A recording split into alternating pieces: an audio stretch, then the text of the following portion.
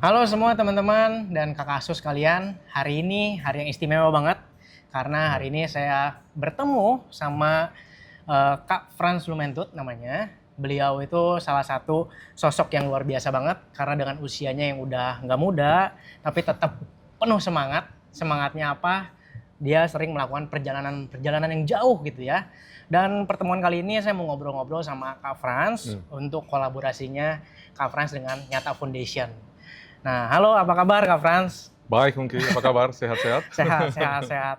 Ini hari ini cukup cerah, kita bisa ketemu, kita ngobrol-ngobrol. Iya, Ini untuk kolaborasi kita ke depan, Kak Frans ya. betul, betul, Nah, betul. ini teman-teman mungkin banyak yang belum tahu juga tentang Kak Frans. Jadi Kak Frans boleh nih coba sharing ke teman-teman backgroundnya Kak Frans seperti apa. Udah gitu kok bisa sampai dapat ide gitu untuk melakukan perjalanan-perjalanan jauh seperti ini.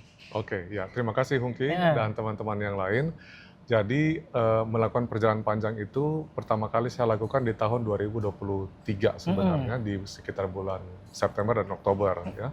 Waktu itu saya melakukan perjalanan Camino de Santiago, ya, di Spanyol, Spanyol ya, ya. sekitar 268 kilometer kalau tidak salah. Cukup jauh ya. Cukup jauh juga gitu selama 11 hari ya. Nah tapi perjalanan itu yang betul-betul berkesan sebenarnya buat saya ya. Karena Oke. banyak pelajaran em, yang saya petik dari situ ya. Bagaimana kita menghadapi suatu challenge karena kan itu jalan panjang ya. Betul, Challenge betul. bagaimana kita bisa mengatasi em, masalah kelelahan fisik, tapi juga bagaimana at the same time kita melakukan refleksi terhadap kehidupan kita gitu. Jadi ada unsur spiritualnya juga sih sebenarnya sih Betul, Hungki betul, pada betul, waktu betul. itu. Tapi setelah itu, karena kita sudah terbiasa jalan panjang, selalu ada keinginan dari diri sendiri tuh untuk selalu berjalan sebenarnya. Oh, malah jadi ketagihan gitu ya, Kak Jadi Frans malah ya? ketagihan gitu. Jadi ada event jalan kaki, udah mulai ikut juga gitu. Sampai karena saya pensiun di tahun 2024 ya, 2024 di salah satu bank yang ada di sini, bank asing. Saya memutuskan setelah saya pensiun, ya Purna Bakti, saya ingin melakukan charity walk sebenarnya. Charity walk. Charity walk Oke. pada waktu itu. Dan saya melakukan charity walk pertama kali saya itu di Pulau Flores sebenarnya. Di Oh, tahun ya, 2024, bulan Mei, lebih tepatnya bulan Mei sampai awal Juni 2024. Nah, itu yang pertama kali. Kalau boleh tahu itu dalam bentuk apa bentuk charity-nya, Kak Frans? Ya, jadi bentuknya itu memang saya berjalan kaki, ya, dan kita juga bekerja sama dengan Ayo Bantu pada waktu itu ya, crowdfundingnya. Jadi saya yang berjalan, tapi teman-teman yang mendukung jalan kaki saya itu bisa menyumbangkan ya sebagian rezeki yang mereka miliki untuk pada waktu itu saya bekerja sama dengan salah satu yayasan yang bergerak di bidang kesehatan, Kesehatan. membantu anak-anak yang menderita kanker pada waktu itu. Oke. Jadi mereka bisa membantu untuk anak-anak tersebut sih. Jadi seperti itu sih mungkin ya Bang. Oke. Dari charity itu berarti kan sempat ikut charity berikutnya dan berikutnya gitu ya sampai ketemu Nyata Foundation ini gitu ya. Yes. Nah, kalau boleh tahu ini Kak Frans tahu dari mana sih Nyata Foundation gitu dan kenapa sih milih Nyata Foundation untuk sebagai kolaboratornya gitu untuk kali ini? Oke. Nah, jadi untuk charity walk yang berikutnya itu kan saya rencanakan di tahun depan ya, Februari, sekitar Februari dan Maret. Jadi udah mulai mencari tuh kira-kira mau berkolaborasi dengan yayasan apa saja Ya, gitu ya. ya. Jadi saya mencari-cari lah gitu di lewat Instagram. Terus muncul nggak tahu dari mana muncul Nyata gitu ya. Nah, saya tertarik sekali dengan logonya dan juga misi-misi yang mereka miliki sebenarnya gitu ya. Mulai saya mencari apa nih Nyata Foundation, apa yang mereka lakukan, visi misinya apa, siapa yang dibantu, dan ternyata Nyata Foundation ini memiliki kesamaan visi sebenarnya dengan saya pribadi ya, karena Nyata Foundation itu kan membantu anak-anak dalam hal pendidikan. Betul, Ya. betul. Banyak sekali anak-anak asuh yang sudah dibantu oleh Nyata Foundation, kalau saya lihat dari websitenya dan juga sosial medianya. Dari situ saya saya mengontak lewat Instagram sih pada waktu Nah, itu, ya. dan menanyakan apakah kita bisa berkolaborasi gitu ya. Dalam waktu 1 minggu kalau nggak salah, ada jawaban dari Nyata Foundation bahwa oke, kita bisa ngobrolin nih ya pada waktu Open itu sih gitu. ya. Dan emang ini adalah charity walk yang pertama ya oleh Nyata Foundation katanya yang Betul, disampaikan betul, pada waktu betul, itu. Jadi betul. wah ini menarik nih buat saya gitu. Dan ya itu makanya sampai sekarang kita eksplorasi kerjasama atau kolaborasi antara saya dengan Nyata Foundation. Jadi itu saya dari situ saya mengenal Nyata Foundation. Iya. Jadi memang betul sih, kayak Nyata Foundation itu first project untuk melakukan charity di luar kegiatan kita yang sebelum-sebelumnya ya. Seperti Walk Charity ini itu baru pertama kali. Makanya Oke. itu kita tim Nyata Foundation itu tertarik banget nih untuk kolaborasi dengan Kak Frans gitu. Dan karena kita juga sempat pelajari juga setelah kontak gitu ya. Oh bahwa Kak Frans itu memang profilnya itu juga apa namanya berjalannya memang walk charity seperti ini gitu. Gitu. Dan berarti untuk misi sekarang ini lokasinya kemana aja nih Kak Frans? Kalau boleh tahu di-sharing nih ke teman-teman gitu.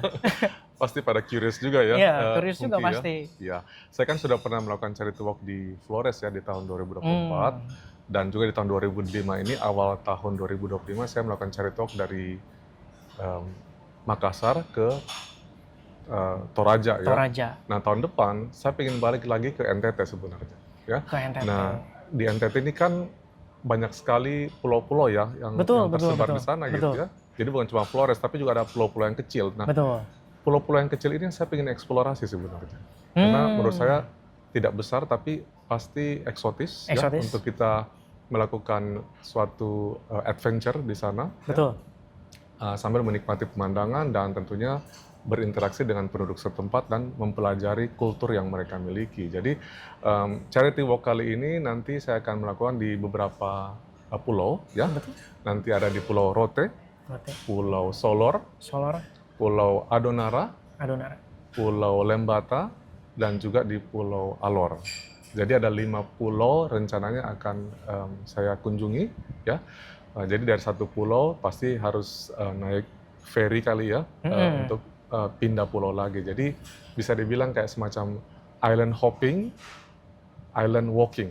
Jadi berpindah pulau. Ya, island hopping, island walking. Oh iya gitu betul, ya. berpindah pulau dan pada saat sampai di pulau yang baru berjalan kaki. Setelah selesai di ujung, di satu tuh menyelesaikan mengitarinya, pindah pulau lagi, jalan lagi gitu sampai selesai. Dan rencana ini sekitar makan waktu sekitar 1 bulan barangkali 1 bulan ya. Gitu.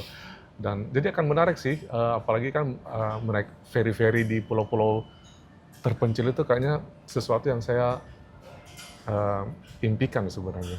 Ya, betul kan? Kita di kota kan tidak pernah menikmati ya. Benar-benar. Pertama itu ya, kita nggak pernah menikmati ferry di kota gitu ya. Tapi memang saya setuju daerah-daerah timur itu alamnya memang eksotis gitu ya, karena saya juga pecinta alam gitu ya. Dan kebetulan juga kan kita ada beberapa sekolah pater yang ada di daerah timur Kak Frans. Jadi siapa tahu nanti selama mungkin rute perjalanannya Kak Frans harus dikunjungin gitu ya. Nanti ketemu adik-adik semua di situ. Betul. Gitu. Jadi kita siapa tahu ketemu adik-adik, seneng juga pasti. Soalnya dari yang pengalaman saya gitu ya, kalau kita belusukan, kita namanya belusukan gitu. Kalau kita nyamperin adik-adik di pedalaman itu, kita namanya belusukan. Setiap datang ke sekolah, baik itu ketemu gurunya, ataupun PIC-nya, ataupun adik-adik asuhnya, mereka tuh sangat excited, Kak Frans. Kita kadang disambutnya dengan tarian-tarian adatnya, nyanyian adatnya, seperti itu. Jadi sangat menyenangkan sekali ketemu adik-adik asuh di sana. Gitu. Iya. Nah ini saya pasti akan mengunjungi juga sekolah-sekolah yang ada adik asuhnya ya di bawah Nyata Foundation itu dan looking forward to it ya bertemu dengan mereka semuanya. Itu menarik sekali. Pasti saya akan sempatkan waktu untuk datang. Gitu. Meskipun bukan jalurnya, pasti saya akan datang. Nanti Kak Frans cobain sekali 2 kali ketemu sama adik-adik di sana, pasti menyenangkan sekali. Oke. Ya, thank you untuk informasinya Ungki. Iya, sama-sama Kak Frans. Nah ini pertanyaan selanjutnya Kak Frans ya. Ini kalau Kak Frans tuh setiap melakukan perjalanan gitu ya. Ini momen apa nih yang bikin Kak Frans itu benar-benar berkesan gitu atau mungkin yang unforgettable gitu? Ya, jadi kalau melakukan perjalanan jauh itu pasti melelahkan sih Ungki gitu ya. Apalagi kalau setiap hari kan kita berjalan 24 km, 30, malah pernah saya 39 km dalam sehari. Luar gitu biasa. Iya, betul. Jadi sangat melelahkan. Tapi apa yang selalu menghangatkan hati itu adalah bertemu dengan orang-orang baik selama di perjalanan. Setuju. Ya. Setuju. Dan mereka itu bukan sekedar mengobrol, ya, menanyakan mau kemana gitu. Tapi care gitu ya. Mereka sangat care, sangat membantu apa nih? Mungkin mereka bisa memberikan makanan, Iya. memberikan minuman, atau mengajak untuk singgah di rumahnya. Betul, betul. Itu aja udah Tersentuh ya. tersentuh, menenangkan hati bahwa di tengah kecapean kita nih ya, letih gitu ya, badan juga udah pegel-pegel, apalagi udah berjalan jauh ya. Tapi kalau ditawarkan seperti itu dan diajak ngobrol, Teduh gitu rasanya ya Kak Frans ya. itu yang selalu saya rindukan sebenarnya. Gitu. Kalau alam pasti, kalau kita pergi ke Indonesia bagian timur khususnya gitu ya, alamnya kan pasti bagus sekali, indah, panoramanya indah sekali, dan tidak ada polusi pastinya seperti Pasti. Jakarta ya. Jadi ada healing-healingnya sedikit healing. sebenarnya, meskipun ya capek tapi ada healing-healingnya. Tapi itu sih, dan juga satu lagi, kita belajar mengenai kultur di setempat sebenarnya. Betul, Kebiasaan-kebiasaan yang kita lihat itu kita jadi mendapat ilmu baru sebenarnya. Oh, ternyata cara mereka Survive atau melakukan kegiatan-kegiatan kegiatan itu sehari-hari ada yang berbeda juga ternyata betul. ya. Ada yang berbeda. Jadi itu yang menghangatkan lah gitu, dan dapat ilmu yang baru juga. Dapat sesuatu lah gitu Dapat ya. sesuatu buat kita gitu. Jadi meskipun capek, tapi karena bertemu dengan mereka, capeknya hilang. Mungkin yang At the end of the day. mungkin yang bisa saya tambahin satu mungkin ya Kak Frans Ya. ya. Orang luar itu bilang orang Indonesia ramah seramah-ramahnya, dan itu nyata sih ya. Nyata banget, Nyata sesuai dengan banget Nyata ya. Foundation. Iya, ya. betul, betul. Betul, itu Benar. beneran loh teman-teman ya. Jadi Betul. Indonesia yang dibilang orang lain itu orangnya ramah-ramah itu beneran gitu. Apalagi Iya, kita kayak alami orang-orang sendiri yang ya. ada di timur sana itu beneran Di ramah. perdesaan gitu, Iya. jauh dari perkotaan, mereka tuh Benar. sangat caring. Ramah sangat- dan caring betul. Betul. Setuju itu saya. Ya. Nah, oke. Terus Kak Frans tadi kan bilang sempat jalan 24 km, 39 km gitu ya. Itu pasti melelahkan, saya juga tahu sih pasti. Itu saya Ya. juga pernah merasakan karena saya kalau naik ke gunung atau jalan gitu ya, Ya. itu juga lelahnya luar biasa. Nah, itu kadang-kadang juga bisa kena mental tuh ya. Yes. Udah mental kena, badan letih. Ini pertanyaannya adalah gimana Kak Frans untuk prepare untuk nggak kena mental, badannya juga tetap fit gitu untuk melakukan Oke. perjalanan seperti ini. Ya. Tipsnya apa nih gitu? Latihan sangat penting sih, Pungki. Jadi saya pun juga kalau menyiapkan jalan panjang seperti Charity Walk ini gitu ya, nanti yang dilakukan di beberapa pulau di NTT, latihan itu sangat penting. Jadi saya biasa atur itu udah 3 bulan sebelumnya gitu ya, dari jalan tipis-tipis, dari jalan tebal-tebal kalau saya bisa bilang. Jadi Tipis-tipis, tebal-tebal ya. dari yang tipis-tipis yang biasa saja, ya, sehari 10 kilo ya. Tapi sudah mendekati hari H, sebulan sebelumnya itu betul-betul saya udah berjalan dengan memakai backpack. Adalah backpack atau tas punggung yang akan saya bawa pada saat berjalan kaki. Bebannya pun sama gitu. Bebannya sama. Saya akan usahakan sama gitu ya. Dan saya selalu berusaha jalan itu betul-betul sama dengan cuaca yang akan saya hadapi di sana. Jadi contohnya waktu saya berjalan kaki di Flores, pada saat latihan, saya tuh latihannya betul-betul di cuaca yang sangat panas. Jadi untuk membiasakan ya. Ya, jadi semuanya udah terbiasa aja gitu ya. Dikondisikan bahwa harus kuat seperti ini pada saat berjalan di daerah tersebut gitu. Ya nggak jadi masalah mau jadi hitam atau apa gitu ya, nggak jadi masalah gitu. Yang penting fisiknya jadi kuat. Jadi pada saat kita berjalan kaki ya, yang benarnya di sana, kita udah terbiasa. Memang pada saat di sana kan jalannya lebih panjang ya. Latihan kan paling cuma 10, 15. Ya. Tapi itu sangat membantu pada saat kita berjalan. Di prepare sedini mungkin lah ya. Di Gitu. prepare sedini mungkin. Nah tadi juga Hung kita kan mengenai bagaimana nih mentalnya gitu Betul, ya. betul. Namanya kalau perjalanan panjang itu ada battles lah. Battle dengan mental gitu ya. Bukan give up sebenarnya. Tapi seperti ada rasa Ingin menyerahnya, lelahnya gitu ya. lelah gitu ya. Aduh. Ya namanya kita kadang-kadang sendiri gitu ya. Berjalan di alam, nggak ada orang gitu ya. Jadi kadang-kadang ada bisikan lah gitu ya. Yakin nih mau lanjut gitu ya. Atau yakin nih mau naik mobil. Padahal kan ini tujuannya kan jalan kaki gitu ya. Jadi itu sih memang. Tapi yang saya selalu ingat adalah sebelum saya berjalan kaki, saya selalu membayangkan, memanifestasikan bahwa pada saat berjalan kaki ini saya bisa mencapai tujuannya setelah berjalan kaki, let's say mungkin 30 km. 30 hari gitu.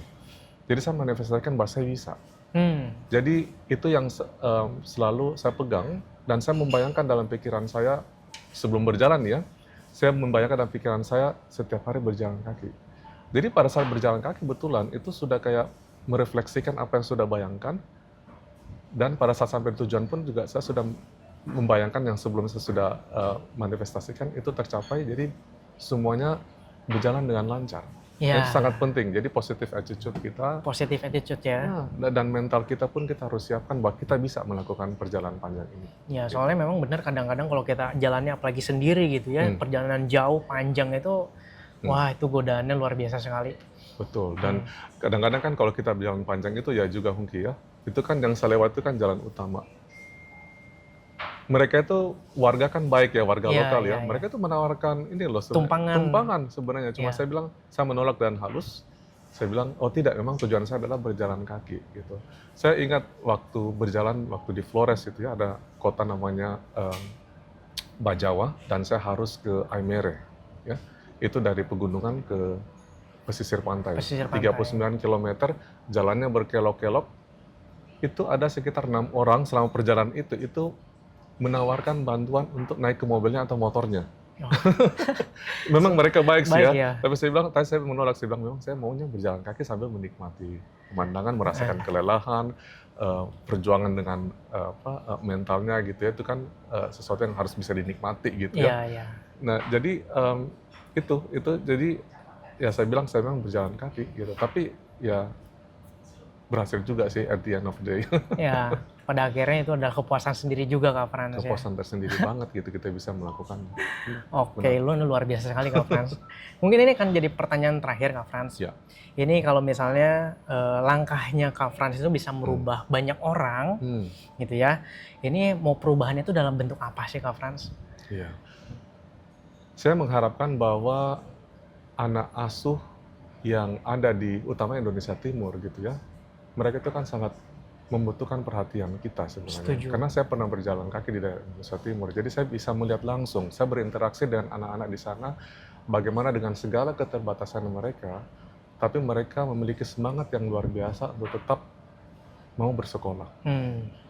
Ya kadang mereka juga ini ya, jalan kaki ke sekolahnya gitu ya. Dan transportasi umum kan sangat terbatas gitu ya. Ya paling ada ojek yang mau mengangkat mereka, tapi kalau nggak ada mereka harus jalan kaki gitu. Nah ini yang kadang-kadang menyentuh pada saat saya berkomunikasi dengan mereka gitu, karena mereka kadang berjalan bersama saya dan saya bertanyakan kerja orang tua apa gitu ya, kamu mau kemana, dan mereka jawab gitu ya. Tapi saya bisa merasakan perjuangan mereka sebenarnya. Jadi saya mengharapkan bahwa kerjasama saya dengan Nyata Foundation ini membantu anak asuh ya yang dibina oleh Nyata Foundation dan juga mitra sekolahnya nantinya, biar mereka tetap bersekolah ya, jangan sampai ada anak-anak, utama anak Indonesia Timur itu putus sekolah ya. Dan saya juga mengharapkan bahwa ada kakak asuh lah ya pasti ya, untuk berbagi sedikit rezeki yang mereka punya untuk menjadi kakak asuh dan membantu anak-anak asuh ini biar mereka tetap melanjutkan sekolahnya dan menggapai cita-citanya ya. Karena dengan pendidikan itu bisa mengubah nasib mereka, itu saya percaya sekali. Setuju. Pendidikan bisa mengubah nasib mereka ke lebih yang lebih baik ya. Lebih baik lagi ya. Dan kita harus memutus mata rantai kemiskinan itu sih, dan hanya pendidikan yang menurut saya sih yang mampu. Setuju. Mengentaskan kemiskinan itu buat mereka di masa depannya nanti. Gitu. Sejalan banget sama Nyata Foundation Kak Frans. Terima kasih banyak loh hari ini ya Kak Frans, dan masukan-masukannya dan cerita-ceritanya sangat menyentuh juga, terinspirasi juga sama dengan apa yang Kak Frans lakukan gitu selama ini. Ini mungkin bisa jadi motivasi juga buat teman-teman, kakak asuh, buat jadi bagian lah dari perjalanannya Nyata Foundation dan Kak Frans nanti di bulan Februari Maret ya. Iya, Februari atau Maret ya. Jadi nanti buat teman-teman boleh ikutin perjalanan kita bersama gitu ya. Untuk hari ini terima kasih banyak Kak Frans waktunya. Sama-sama Hongki, terima kasih sudah mengundang nanti juga. Nanti kita ngobrol-ngobrol lagi ya Kak Frans ya. Terima kasih Kak Frans. Terima kasih.